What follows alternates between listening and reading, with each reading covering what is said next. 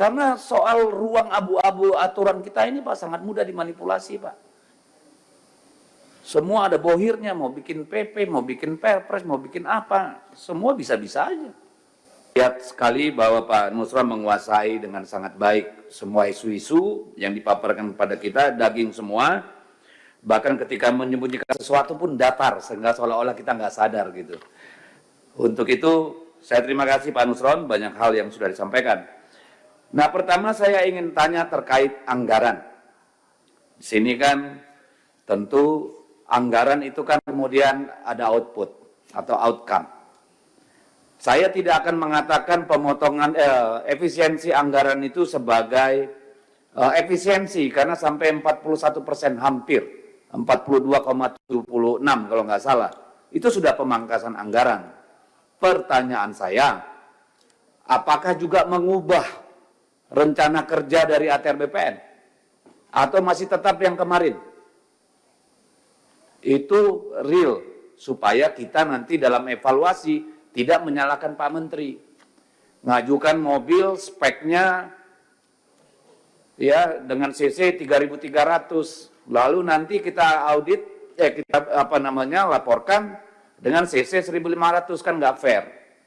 Ya, jadi saya ingin tahu konsekuensi dari pemangkasan anggaran itu ya terhadap capaian-capaian yang diusulkan berdasarkan rencana 2025 yang disusun tahun 2024. Itu yang pertama. Dan sini saya juga mau sampaikan bahwa jangan lupa bahwa APBN kita itu juga mendorong sektor real, sehingga harus juga diperhatikan pengaruhnya terhadap ekonomi real. Yang kedua Pak Nusron, saya menangkap semangatnya tadi secara substansial, bicara tentang keadilan pertanahan, juga kepastian hukum, dan soal sosiologis ketika bicara tentang katakanlah hak apa yang sudah terbitkan nih, hak ulayat, tanah ulayat. Cuma yang menjadi pertanyaan saya, kenapa hanya Kalimantan Barat nih? Apakah ini ada proses di mana pemerintah daerah atau provinsi terlibat, sehingga kemudian mereka lebih dulu? Karena saya kira problem di Kalimantan Selatan, Tengah, Timur, dan Utara juga banyak sekali terkait tanah ulayat. Apakah tidak ada usulan dari sana Pak Menteri? Ya, ini kan perlu menjadi perhatian kita soal tanah ulayat ini, karena kita semua tentu paham bahwa persoalan tanah, konflik agraria adalah bom waktu bagi negara ini. Ketika populasi terus bertambah, tanah semakin sedikit, ya, perubahan terjadi dalam dunia industri dan sebagainya, orang untuk makan perlu tanah. Itu harus kita ingat. Jadi ini adalah sumbu ledak yang kita nggak tahu kapan akan meledak di negara ini. Sehingga perlu hati-hati dalam soal keadilan agraria. Kemudian Pak Menteri, saya juga sangat tertarik dengan plasma dan inti. Di dapil saya Pak Menteri, tidak ada plasma yang beruntung Pak.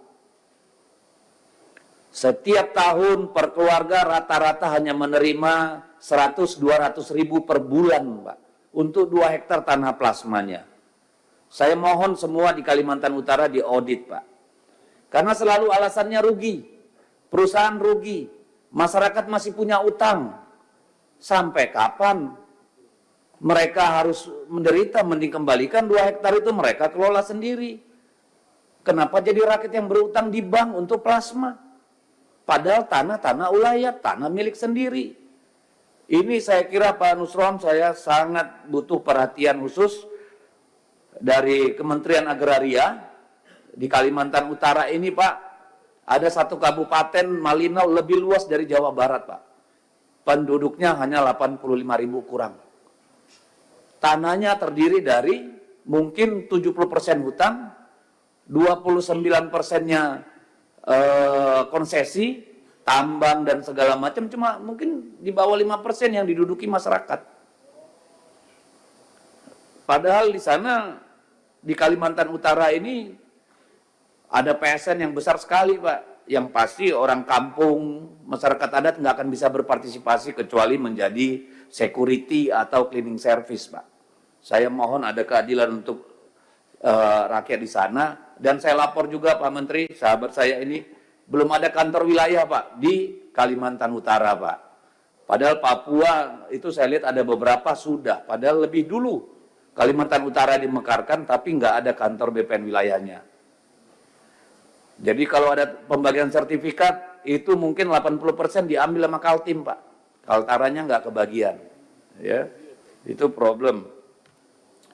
Lalu kemudian ini terkait tadi Bapak menyinggung ada kerjasama sekarang tambahan Kementerian Transmigrasi Pak. Mohon perhatiannya Pak untuk Kalimantan Utara ya, supaya kalau ada di sana program transmigrasi mohon disampaikan, bukan kewenangan Pak Nusron. Saya berharap itu 60-40 Pak. Ya, either masyarakat setempat 60, 40-nya masyarakat transmigrasi. Jangan sampai ada ketidakadilan yang nanti tahun-tahun mendatang bisa memicu konflik. Ini harus kita perhatikan. Yang keenam, terkait Satgas Kelapa Sawit, Pak.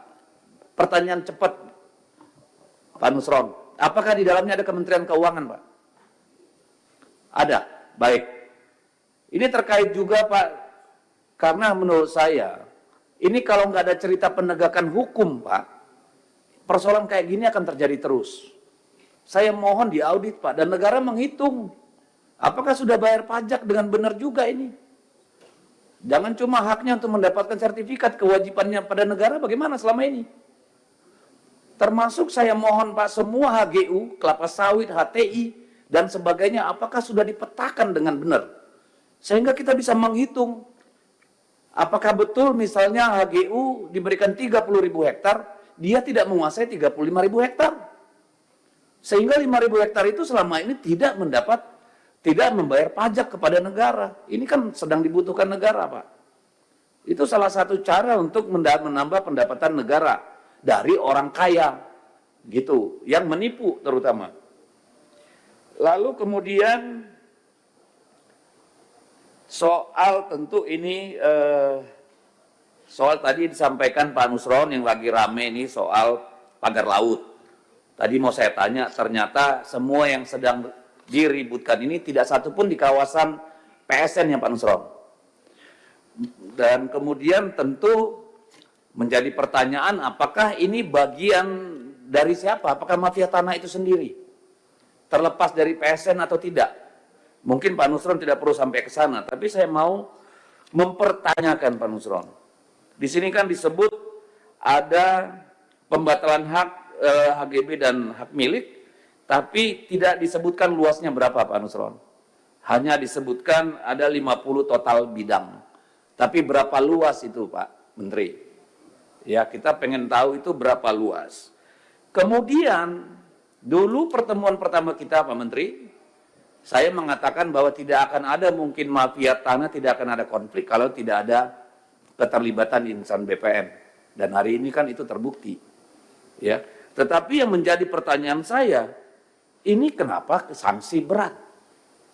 Apakah ini persoalan administrasi atau persoalan pembegalan hukum, Pak? Tidak ada mens rea di sini untuk keuntungan pribadi atau kejahatan hukum. Kalau hanya sanksi berat, Pak, ini akan berulang terus di mana-mana, Pak. Kalau hanya inspektorat yang turun, tidak akan ada yang namanya efek jerah. Ya paling sanksi berat, di kantong gua udah 30 miliar. Kalau gua makan gaji berapa tahun sampai pensiun nggak dapat 30 miliar. Begitu-gitu aja kita, Pak. Saya kira tidak cukup hanya sanksi berat. Harus proses hukum. Karena ini kejahatan. Bukan malpraktek yang hanya berkonsekuensi sanksi. Ini saya kira perlu menjadi perhatian, Pak. Ya. Termasuk yang Surabaya dan sebagainya itu, termasuk yang Bekasi tadi. Kalau nggak bisa dibatalin, Pak, itu yang menerbitkan sertifikatnya, proses hukum dulu, Pak. Sehingga bisa dibatalkan bahwa itu produk cacat hukum. Jangan nunggu fatwa dari kejaksaan, Pak. Duit mereka lebih banyak, Pak. Saya minta, mohon, ya udah proses hukum, Pak. Sehingga bisa dibatalkan itu. Karena soal ruang abu-abu aturan kita ini Pak sangat mudah dimanipulasi Pak. Semua ada bohirnya, mau bikin PP, mau bikin perpres, mau bikin apa, semua bisa-bisa aja. Jadi saya sangat berharap penegakan hukum di sini Pak, supaya ada efek jerah Pak Nusron. Supaya Bapak bisa memulai, ya, memimpin ATR BPN ini dengan legacy Pak, pembersihan di dalam Pak. Narasi penegakan hukum itu harus sangat kuat, sehingga semua yang ada di layar ini sekarang, semua punya rasa takut Pak. Tinggal minta sama negara, kalau perlu nanti gaji dan insentifnya setara dengan Kementerian Keuangan.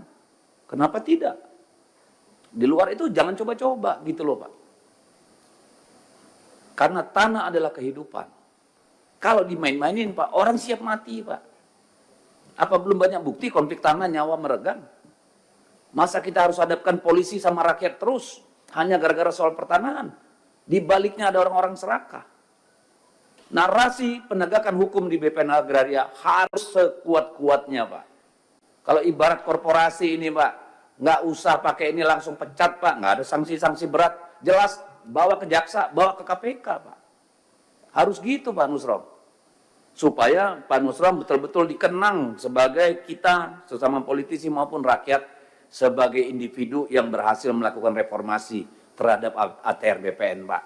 Selama ini kita menganggap semuanya adalah sarang mafia Pak. Mohon maaf saya, banyak sekali orang baik di BPN Agraria Pak. Tapi kita lihat kejadian-kejadian bertahun-tahun ini kan nggak beda dari satu menteri ke menteri lain. Kemarin soal pagar laut itu yang bikin heboh apa? Akrobat-akrobat komunikasi Pak. Ada yang ngaku bekas tambak, bekas abrasi. Ada yang tiba-tiba dicabut, ada yang nggak setuju dicabut. Ada yang ngaku ini, ngaku itu, akrobat Pak. Itu yang membuat heboh ya mereka-mereka, bukan rakyat. Jadi dalam soal pagar laut ini pun Pak, ya kami berharap penegakan hukum. Ini jangan hanya orang agrarianya yang kena Pak. Yang bikin sertifikatnya kok lolos. Bersama-sama melakukan kejahatan kok. Mana mereka-mereka itu? Jangan kesalahan ini ditimpakan hanya kepada BPN Agraria, ATR Pak Nusron. Tadi saya singkat mendengar sudah setahun itu dikerjakan oleh Bareskrim. Lah, urusan kayak begini 1 tahun Bareskrim nggak kelar. Kan gila itu. Apa kita harus ganti Bareskrimnya? Kan ini persoalan kalau begini. Inilah realita pahit di lapangan Pak. Semua bisa dibengkok-bengkokin. Hanya rakyat yang nggak mampu Pak. Mereka hanya mampu diseret, dipukul ketika tanahnya mau diambil. Kalau bukan kita lalu siapa yang bela mereka? Saya kira harus kuat Pak Nusron narasi penegakan hukum dalam urusan-urusan ini. Terima kasih Pak Nusron. Mohon maaf kalau kurang berkenan semua. Terima kasih. Dengarkan berita bersuara. Klik fitur text to speech di inews.id.